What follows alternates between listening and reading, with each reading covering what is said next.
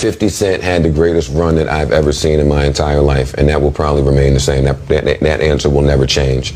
I'm very aware of all the people that 50 Cent had beef with. Complex's everyday struggle that featured Budden, discussing how the Queens New York rapper has persevered in the face of challenges throughout his career, including surviving hazardous street beefs. In the video, Budden stated, 50 Cent had the greatest run I've ever seen in my entire life. And that will probably remain the same. That answer will never change. I'm very aware of everyone who 50 Cent had a dispute with. He wasn't supposed to beat any of it. For years, they made attempts to kill 50 Cent. He ought to be dead. No, he didn't. He then had to dealing with real-life street beef with being blackballed. He concluded, he wasn't supposed to beat that. He wasn't supposed to defeat both of those things. When he signed with Dre, he was on the best mixtape run I had ever seen. He released in Dogg Club. It didn't ever go off. Never witnessed anything similar. He produced 1 million sales of a legendary album. I have never seen an Nga do what 50 was able to and suffer what he did on his journey. You won't be able to defeat it. 50 Cent wrote on Instagram,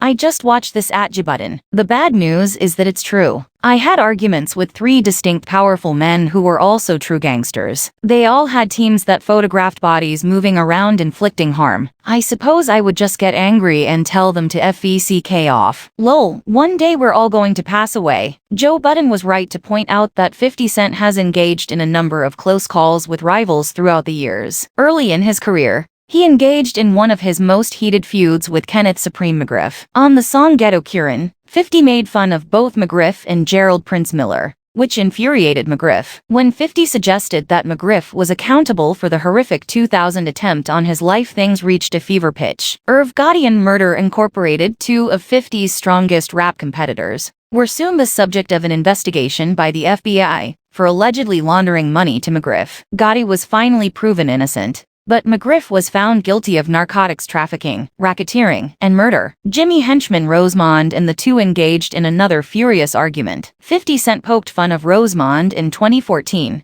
as he was facing a murder-for-hire prosecution, stating on Instagram, LMAO, this boy solved every crime in New York. Go ahead and tell some more ST killers, old gangster Jimmy. Lol.